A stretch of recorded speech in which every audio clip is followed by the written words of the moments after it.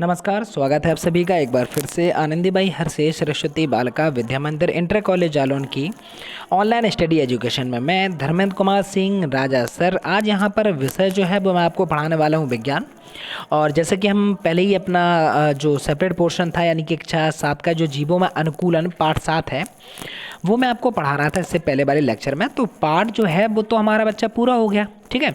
तो अब हम जो है ना वो इसकी एक्सरसाइज करेंगे आज। तो ये मेरा 23वां लेक्चर है, ठीक है।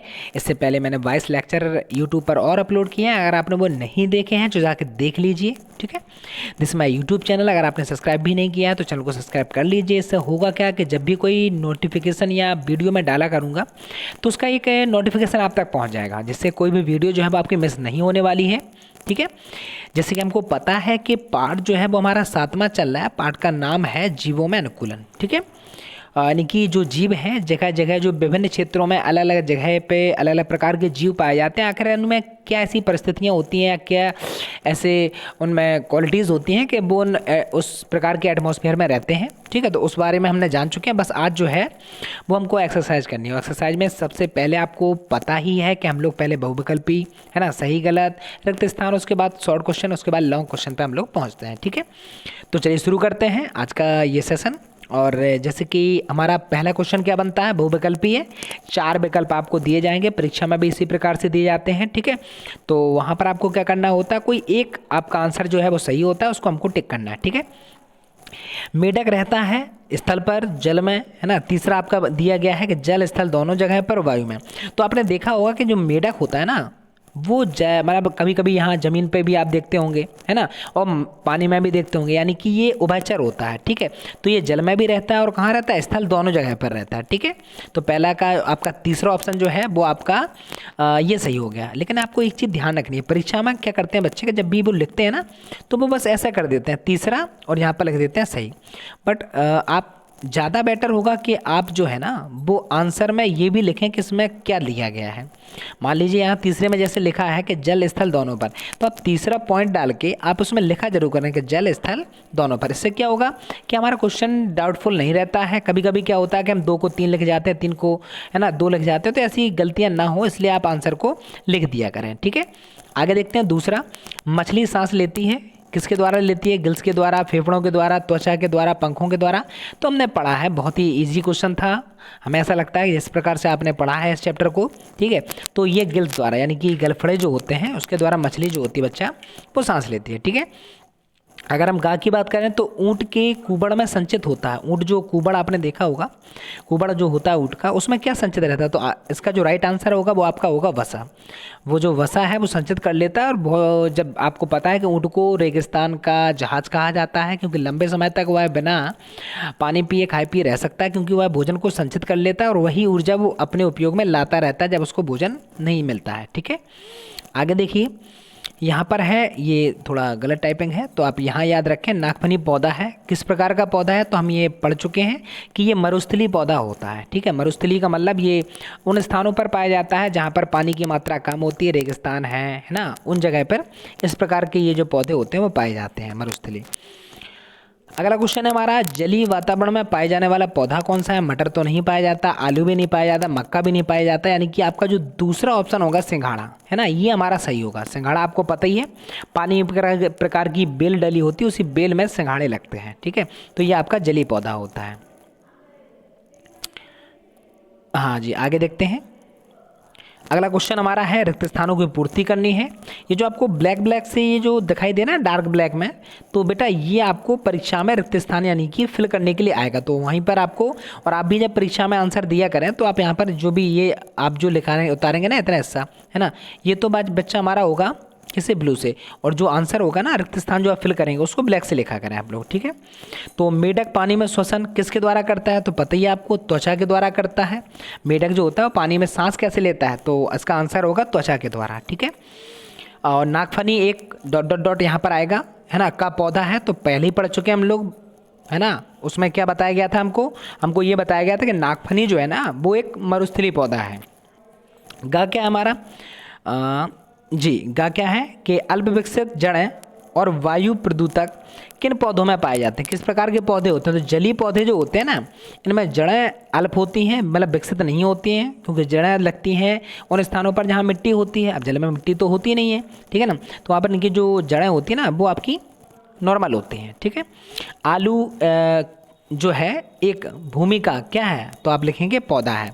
ये भूमि का इकट्ठा नहीं लिखना आपको, भूमि और फिर लिखना है का, उसके बाद लिखना है पौधा है, ठीक है। अगला क्वेश्चन बेटा हम लोग देखते हैं, पक्षियों की जो हड्डियां होती हैं किस प्रकार की होती हैं? तो आपको बताया था वायवीय श्वसन में, मैंने आपको पढ़ाया था कि जो पक्षी होते हैं उनकी हड्डियां खोखली होती हैं। कैसी होती हैं? खोखली। खोखली क्यों होती हैं? खोखली होंगी तो उनमें वायु भरी होगी जो उन्हें उड़ने में क्या करती है? सहायक होती है। तो ये ध्यान रखना है आपको कि जो हड्डियाँ होती हैं पक्षियों की वो खोखली होती हैं, ठीक है। अब हमारे आते हैं सही और गलत, तो हमको टिक करना है कौन सा सही है और कौन सा जो है हमारा वो गलत है, ठीक है। तो पहला क्वेश्चन क्या हमारा, मरुस्थलीय पौधे कोमल व कमजोर तने वाले होते हैं, ठीक है। तो मरुस्थलीय पौधे तो भाई ऐसे नहीं होते हैं। जलीय पौधों की बात होती तो हाँ था, यानी कि ये आपका जो आंसर होगा वो बेटा गलत हो जाएगा। अगला क्वेश्चन क्या है, पक्षियों की हड्डी जो है खोखली वायु से भरी होती है, बिल्कुल सही। इससे पहले वाला जो क्वेश्चन था उसमें भी इसका ही आंसर पूछा गया था, ठीक है। अगला क्या हमारा, मरुद्भिद जो पौधे होते हैं ना, पौधों में जड़ें अल्प विकसित होती हैं, तो ये तो गलत है, ठीक है ना। इनकी तो जड़ें जो होती हैं वो कैसी होती हैं? विकसित होती हैं। घा क्या है, शरीर पर घने तथा लंबे बाल, है ना, और त्वचा के नीचे वसा की जो मोटी परत ठंडे प्रदेश में रहने वाले जंतुओं में वातावरण से अनुकूल करने में सहायक होती हैं, बिल्कुल सही। यानी कि जो ठंडे वातावरण वाली जगह पर जो जीव रहते हैं ना, उनकी जो परत होती है वसा, उनके जो बाल होते हैं, पहली बात तो मोटे होते हैं, बाल उसको गर्माहट रखते हैं जो ठंडे स्थानों पर आ जाए, और उनकी जो लेयर होती है ना, वसा की फैट की जो लेयर होती है वो बहुत मोटी होती है। इस कारण उनको जो ठंडे स्थान पर बर्फ़ में रहते हैं, मान लो बर्फ वाले भालू हैं, ठीक है ना, तो वो उन्हें उन स्थानों पर रहने योग्य बनाती है, ठीक है। तो ये हमको याद रखना। अगला हमारा क्या है बेटा, मैचिंग करना हमको, ठीक है। आपको यहाँ पर ये जो आपको या तो इस तरीके से मैचिंग होती है, हमने आपको बताया था कि आप डायरेक्ट सीधे आप भी मैचिंग कर सकते हैं। यानी जैसे वायु कोश है ना, तो ये पक्षियों में होता है, तो ये बेटा आप इसके सामने भी लिख सकते हैं, यहाँ पर वायु कोश डाल के और उसका एरो लगा के उनके लिख देना आप पक्षियों में। ऐसा भी कर सकते हैं अगर आप परीक्षा में चाहें तो, नहीं तो फिर आप जैसे मैचिंग हम लोगों ने मिलाई है या हम जो आपको मिलवा रहे हैं वैसे भी कर सकते हैं, ठीक है।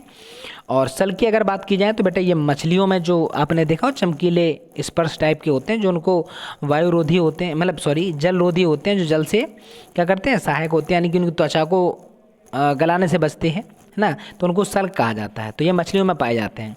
मेढक जो होता है इसमें पादजाल होते हैं, ठीक है। अगर हम उपचर्म की बात करें तो जलकुंभी का पौधा जो होता है इसमें उपचर्म पाई जाती है। और अगर हम चिड़िया की बात की जाए तो बच्चा तो इनमें पंख होते हैं, ठीक है ना। तो इतना हमको याद रखना है। क्या याद रखना है? हमको मैचिंग करनी होती है। वायुकोश किस में पाए जाते हैं? पक्षियों में। और सल्क जो है वो मछलियों में पाए जाते हैं। मेढक की अगर बात की जाए तो पादजाल मेढक में होते हैं। उपचर्म की अगर बात की जाए तो ये जलकुंभी पौधे में होते हैं। और चिड़ियों की अगर बात की जाए तो बेटा ये जो है इनमें पंख पाए जाते हैं, ठीक है। तो ये हमारा जो मिलान है ना वो कंप्लीट होता है। अगला क्वेश्चन क्या है बच्चा हमारा, अनुकूलन कैसे कहते हैं? मरुस्थलीय जीव में अनुकूलन को समझाना है आपको, यानी अनुकूलन क्या है पहले तो उसके बारे में हमको बताना है, ठीक है। फिर जो आपके मरुस्थलीय जीव जो होते हैं उनमें किस प्रकार का अनुकूलन पाया जाता है उसके बारे में बताना हमको, ठीक है। तो अनुकूलन की परिभाषा हम आपको पहले ही पढ़ा चुके थे थ्योरी में, लेकिन अभी आपको क्योंकि क्वेश्चन पूछा गया तो यहाँ पर हमको आंसर तो देना ही है। तो आकृति, आकार, रंग, रूप, संरचना तथा आवास संबंधी लक्षणों में ऐसा परिवर्तन जो सजीव को विशेष पर्यावरण में रहने में सहायक होता है या जीवित रखने में सहायता करता है, क्या कहलाता है? अनुकूलन। मान लीजिए अगर मछली के गलफड़े ना होते, अगर हमारी जैसी नाक होती तो वो मछली में सांस, मतलब मछली जो है वो पानी में सांस नहीं ले पाती और वो मर जाती। अगर मान लो कि हमारे मछलियों जैसे होते तो हम यहाँ वायु में यानी इस स्थल पर नहीं रह रहे होते हैं, हम भी मर जाते हैं। तो ये जो चीज़ें हैं ना ये हमें इस वातावरण में रहने योग्य बनाती हैं, इसी को कहा जाता है अनुकूलन, ठीक है। अगला क्या हमारा, जैसा कि हम जानते हैं कि मरुस्थल में रहने वाले जो जंतुओं की विशेष परिस्थितियाँ क्या होती हैं, सामना करना पड़ता है। क्या जो मरुस्थल में पौधे रहते हैं या जो जीव रहते हैं उनको एक विषम परिस्थिति होती है उनके साथ, क्या कि जो मरुस्थलीय जगह होती है, रेगिस्तान, वहाँ पर पानी की मात्रा बहुत कम होती है। और पानी की मात्रा जहाँ कम होती है ना तो उनको जूझना पड़ता है पानी के लिए, ठीक है ना। तेज़ धूप भी होती है, गर्म भालू होती है, ठीक है ना। तो ये मरुस्थलीय जो जीव होते हैं ना उनको इन सारी कठिनाइयों का सामना करना पड़ता है, ठीक है। अगला बेटा हमारा आता है क्वेश्चन, छठवां, जलीय जीव में अनुकूलन की विशेषता। अभी हमने मरुस्थलीय की बात की थी, अब जल में क्या होते हैं तो वो भी समझते हैं कि जल में जो अनुकूलन की परिस्थितियाँ हैं उनको संक्षेप में लिखना है आपको, मेरे छोटे शब्दों में, बहुत ज़्यादा विस्तारित नहीं लिखना है, संक्षेप में ही हमको समझाना है। तो जलीय जंतु के शरीर पर जलरोधी सल्क पाए जाते हैं, पहली चीज़, ठीक है। इनमें श्वसन के लिए विशेष रचनाएं होती हैं, है ना, जैसे क्लोम, जिन्हें हम लोग गिल्स कहते हैं, गिल, है ना। तैरने के लिए इनका शरीर जो होता है वो थोड़ा नुकीला होता है, जिसे हम लोग धारा रेखित कहते हैं। चपटे पंख होते हैं, गर्दन होती नहीं है ना, तथा आंखों में निवेशक पटल होती है। भाई अब जब ये पानी में आगे जाएंगे तो पानी में मान लो आप आंखें खोल के आगे जाओ तो आपको आंखों में जलन होने लगेगी, टकराएगा पानी आपकी आंखों से, तो उनमें एक निवेशक पटल होती है। तो ये सभी जो लक्षण होते हैं ना, वो मछली को तैरने में, भोजन को तलाश करने में और सांस लेने में क्या कर देते हैं, सहायता प्रदान करते हैं। तो ये जो मछली का एग्जाम्पल लेके यहाँ पर जलीय जीवों के बारे में आपको समझाया जा रहा है, ठीक है। तो ऐसे ही हर जो जीव होते हैं उनकी अपनी अपनी क्वालिटीज़ होती हैं, ठीक है ना। तो ये हमको याद रखना है। उसके बाद बेटा देखते हैं हम लोग क्वेश्चन नंबर 7वां क्या है, उभयचर जीवों में अनुकूलन की संक्षेप में उदाहरण करना है। उभयचर कौन से होते हैं, है ना। तो आपको पता है कि उभयचर का मतलब ऐसे जो जीव होते हैं ना, जो स्थल पर भी रहते हैं, है ना, और जल में भी रहते हैं, उनको हम लोग क्या कहते हैं, उभयचर। उभयचर जीव जैसे मेढक हो गया, ठीक है ना, मेढक तो हम लोग जानती है ना, अक्सर देखा होगा ट्रैक्टर करते हुए बरसात में, ठीक है ना। तो पशुपाद के पादजाल में तैरने में लंबी मांसपेशियां कूदने में इसको सहायता करती हैं। इसके अतिरिक्त यह जल में त्वचा द्वारा, है ना, और स्थल पर फेफड़ों द्वारा शोषण करता है। सबसे खास विशेषता जो मैं यहाँ पर आपको अंडरलाइन कर रहा हूँ, क्या कर रहा हूँ, कि मेढक जो होता है ना, जब वो पानी में रहता है तब वो सांस नाक से नहीं लेता है, यानी फेफड़ों के द्वारा शोषण नहीं करता है। वो किस द्वारा करता है, अपनी त्वचा के द्वारा, यानी कि जो उसकी बॉडी होती है ना उसके द्वारा करता है, और स्किन के द्वारा। और यहाँ पर जब वो बाहर निकलता है पानी के, है ना, स्थल पर आता है तो वो सांस लेता है फेफड़ों के द्वारा। तो इसमें 2 प्रकार का श्वसन होता है, ठीक है, ये हमको याद रखना है। अगला क्वेश्चन क्या है, वायुवीय जंतुओं में अनुकूलन का संक्षेप वर्णन करना है। वायु में क्या होता है हमको पता ही है, नॉर्मली सी चीज़ें हैं। हमने कहा था कि आपने अगर चैप्टर को, मतलब जो पूरा चैप्टर था ना, उसकी थ्योरी अगर बहुत अच्छे से पढ़ी होगी ना, तो आप आंसर को यूँ बिल्कुल चुटकियों में दे रहे होंगे आंसर, ठीक है ना। तो हमको क्या करना है, चलिए हम पढ़ते हैं फिर भी, कि पक्षियों का शरीर वायवीय वातावरण में अनुकूल होता है। इनका शरीर कैसा होता है, धारा रेखित होता है। इनके अग्रपाद पंखों के रूप में रूपांतरित हो जाते हैं, जो इन्हें उड़ने में कैसे करते हैं, सहायता करते हैं। इनकी अस्थियाँ खोखली होती हैं, वह वायु से भरी होती हैं, जिससे इनका शरीर कैसा हो जाता है, हल्का हो जाता है। फेफड़ों में जुड़े वायुकोशों में हवा बढ़ जाती है, जिससे उड़ने में इनका शरीर जो होता है बेटा वो हल्का हो जाता है। एग्जाम्पल के तौर पर अगर देखा जाए तो तोता हो गया, गौरैया हो गया, कबूतर हो गया, ये इसके बहुत सारे एग्जाम्पल हो सकते हैं, बट अभी 3 काफ़ी है, ठीक है। चलिए अगला क्या है हमारा, आप कीटों को ध्यान से देखें।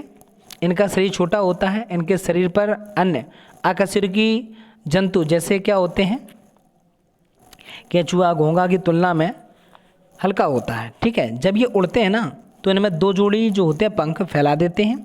इनके शरीर में श्वासरंध्र होते हैं, जैसे वो सांस लेते हैं, जिससे शरीर में हवा भरती है और निकलती है। इसी कारण इनका शरीर जो होता है वो कैसा होता है, हल्का। जैसे बात की जाएगा तितली की, मधुमक्खी की, घरेलू मक्खी तो हम लोग जानते ही होंगे, इससे बचने के लिए बहुत सारी बीमारियां भी फैलाती हैं मक्खी, घरेलू मक्खी, क्योंकि गंदी जगह पर जाती हैं, फिर वहाँ पर आके हमारे खाने पर या हमारे ऊपर बैठ जाती हैं भोजन पर। इसलिए भोजन को ढक के रखना चाहिए, आपको हर डॉक्टर भी सलाह देता है और हर हमारे बड़े भी हमको ये सिखाते हैं, ठीक है। तो बेटा ये तो हमारा हो गया कि वायवीय जंतुओं में अनुकूलन के लिए क्या क्या परिस्थितियाँ होती हैं, ठीक है। आगे चलते हैं क्वेश्चन नंबर 9वां, और ये जो क्वेश्चन नंबर 9वां है, और इसका क्या है कि मंदार नहीं है, ये मदार है, ठीक है। मदार किस वातावरण में उगने वाला पौधा है, तो मदार जो है ना वो स्थलीय वातावरण में उगता है, ठीक है। मदार जो है वो मरुस्थल तो जानते हैं ना हम लोग, ठीक है, वो इसी प्रकार के मरुस्थलीय जो पौधा होता है ना उसमें उगने वाला पौधा होता है, ठीक। आगे देखिए, किन्हीं 2 उभयचर जंतुओं के नाम लिखने हैं आपको। तो मेढक हो गया और सैलामेंडर हो गया। मेढक के बारे में आपने सुना होगा, अगर आप नहीं दे सकते हैं तो सैलामेंडर की जगह आप यहाँ पर 2 देने हैं। आप यहाँ पर मगरमच्छ भी कर सकते हैं, मगरमच्छ, ठीक है। सैलामेंडर होता क्या है, अगर यहाँ पर है तो मैं आपको बता दूँ। सैलामेंडर एक प्रकार का छोटा सा जीव होता है, बहुत छोटा, मेढक से मतलब बहुत पतला, जैसे कभी कभी घरों में भी निकलता है साफ सफाई में, पतला सा धारा रेखित होता है। उसकी इमेज लगाना हम भूल गए यहाँ पर, ठीक है। तो वो आपको ध्यान रखना है कि ये छिपकली होती है ना, उससे भी छोटा होता है ये, ठीक है। तो ये पानी में भी रहता है और कहाँ रहता है, ज़मीन पर भी रहता है, इसलिए आपका कैसा हो गया, उभयचर। मेढक के बारे में तो हम लोग पहले ही पढ़ चुके हैं, और आपको ये नहीं देना है तो आप मगरमच्छ भी आंसर दे सकते हैं। ठीक। क्वेश्चन नंबर 11 क्या है, देखते हैं बेटा। क्वेश्चन नंबर 11 जलीय अनुकूलन में पंख की क्या भूमिका है। तो पंख क्या करते हैं, हमको नॉर्मली पता है कि पंख क्या करेंगे, है ना, लेकिन ध्यान रखना वायु नहीं, अब ये मैंने कहने लगेंगे कि उड़ने में सहायता होता है। वो बेटा जलीय, जो जल में जो जीव होते हैं उनमें भी पंख होते हैं, वो उनको तैरने में सहायता करते हैं। वायवीय जो होते हैं वो उनको उड़ने में सहायता करते हैं। तो हमको ये याद रखना है कि वायवीय अनुकूलन पूछा जा रहा है कि जलीय, तो यहाँ पर जलीय पूछा गया है तो हम लोग तैरेंगे, जल में तैर ही जाता है, ठीक है। आगे देखिए क्वेश्चन नंबर 12 अपने आसपास भ्रमण करके जलीय, स्थलीय व वायवीय पक्षियों तथा पौधों के नाम आपको लिखना है, ठीक है। तो यहाँ पर एक सारणी आपको दिखाई दे रही होगी, दिखाई दे रही है ना, जलीय है तो ये पक्षी या जंतु हो गए और ये आपके पौधे हो गए, ठीक है। मछली या मेढक है, दो हमने आपके जलीय जीव लिख दिए, और सिंघाड़ा, कुमुदनी, हाइड्रला ये आपके पौधे हो गए। स्थल की बात कीजिए, बिल्ली, कुत्ता, सियार हो गया, और यहाँ पर नागफनी, नीम, आम, अमरूद। वायवीय की अगर बात की जाए, ठीक है, तो तितली होती है, कबूतर, गौरैया, लेकिन यहाँ पर वायवीय की अगर बात की जाए तो वायु में बेटा कोई भी प्रकार का पौधा नहीं लगता है, पौधे या तो जलीय होते हैं या फिर स्थलीय होते हैं, ठीक है, ये हमको रखना है याद। क्वेश्चन नंबर 13 क्या है, मरुस्थलीय अनुकूलन के लिए ऊँट में किस प्रकार की विशेषता पाई जाती है। तो ऊँट में क्या विशेषता होती है, हमको पता ही है कि ऊँट में जो जल संचय करने की क्षमता होती है, वो जल को इकट्ठा कर लेता है, खुरदुरी त्वचा होती है ना, और गद्देदार जो होते हैं वो पैर होते हैं, सबसे बड़ी विशेषता, है ना। गद्देदार इसके क्या होते हैं, पैर होते हैं। गद्देदार पैर होने के कारण ये जमीन जो रेगिस्तान होती है उसकी रेत में गपते नहीं हैं। अगर हम और आप दौड़ेंगे ना तो हमारे पैर गप जाते हैं, फिर उनको निकालने में बहुत ताकत लग जाती है, तो हम जो रेत पे अगर चलेंगे ना तो बहुत जल्दी थक जाएंगे हम लोग, ठीक है। तो ये हमको रखना है याद। उसके बाद क्वेश्चन नंबर शायद लास्ट ही है हमारा, जी हाँ लास्ट क्वेश्चन है हमारा। और क्वेश्चन क्या कहता है 14, पक्षियों में उड़ने के लिए अनुकूलन के किन विशेषताओं के कारण होता है, ठीक है।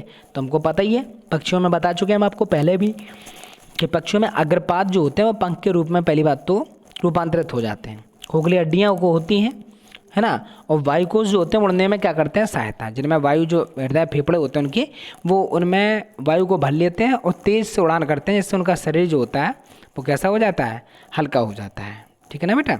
तो हमको ये याद रखना है, मैंने कोशिश की है कि आपको बहुत बेहतर तरीके से समझाऊं, है ना, पढ़ाऊं, और कोशिश करेंगे कि आपको मतलब आशा करते हैं कि आपको समझ में आया होगा। और अगर आपको वीडियो पसंद आई है तो वीडियो को लाइक ज़रूर करें। धन्यवाद।